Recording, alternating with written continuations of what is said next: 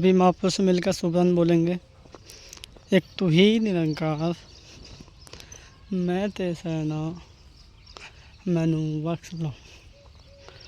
तू ही निरंकार मैं ते सहना मैनू बख्श लो।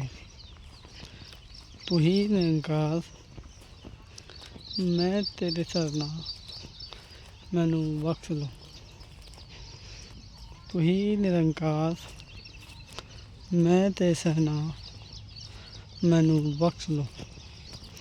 बोल श्री सदगुरु माता सुदीक्षा सविंदर हरदेव सिंह जी महाराज की जय। परम पूजनीय माता जी की जय। प्यार सत्कार से कहना धन्यवाद। तो महापुरुषों, ये रतालू हैं जो हमने रतालुओं में खीरे भी लगा रखे हैं। ये देख सकते हैं, ये छोटे छोटे खीरे के पेड़ हैं। तो इनके अंदर मोथा घास होती है। ये मोथा घास इतनी हो गई है, बहुत ज़्यादा। तो इसे ख़त्म करने के लिए, कम करने के लिए इस खेत की नलाई हो रही है। मैं आपको दिखाता हूँ। कम से कम हमारे खेत में 7 मजदूर हैं। अभी दिखाता हूँ। वो देखो सामने, मैं उनके लिए पानी लेकर जा रहा हूँ। अभी आपको दिखाते हैं।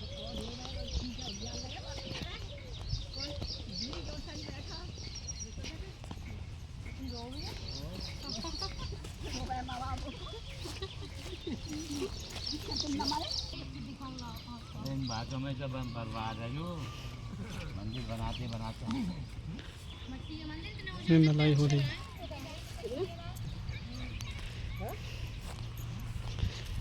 हम 8 जने हैं, 8।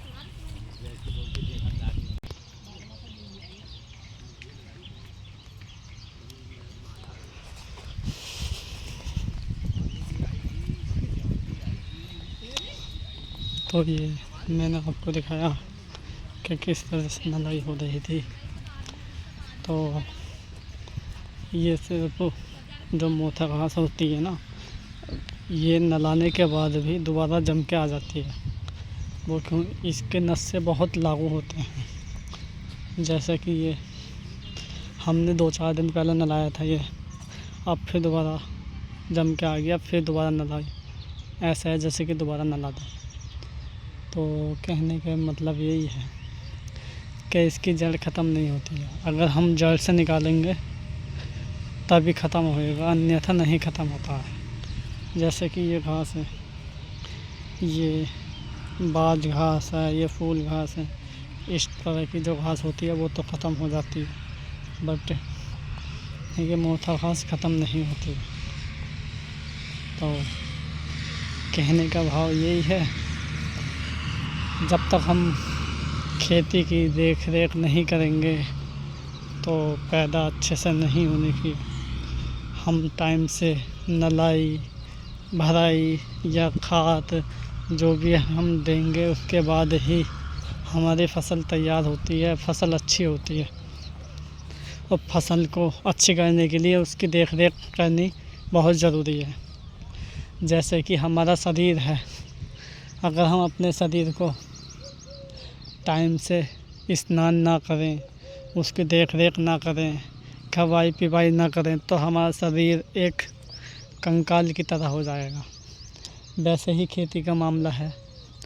तो खेती को भी हम वैसे ही देखते हैं, जैसे अपने शरीर को वैसे ही देख रेख करनी होती है जैसे हम अपने शरीर की करते हैं। अगर हम पानी ना पिएं, खाना टाइम से ना खाएं, तो शरीर ऐसा मानो शरीर के अंदर बीमारियां पैदा होने लगती हैं। कई सारी बीमारियां हो जाती हैं, काफ़ी सारी बीमारियां हो जाती हैं। तो यही भाव है कहने का, जैसे हम अपने शरीर की देख रेख करते हैं, शरीर के लिए अच्छे से खवाई पिवाई करते हैं, वैसे ही हमें अपनी खेती की भी देख रेख करनी पड़ती है, तब जाके फसल कहीं तैयार होती है। अब इतनी कड़ी धूप में भी नलाई हो रही है, और अभी टाइम ऐसा मानो 11 बजे समथिंग में, और कम से कम दोपहर के 1 बजे तक ये नलाई करेंगे जो मज़दूर हैं। 500 रुपये इनकी दहाड़ी है। तो आज के लिए बस इतना ही, प्यार से कहना धन्यवाद।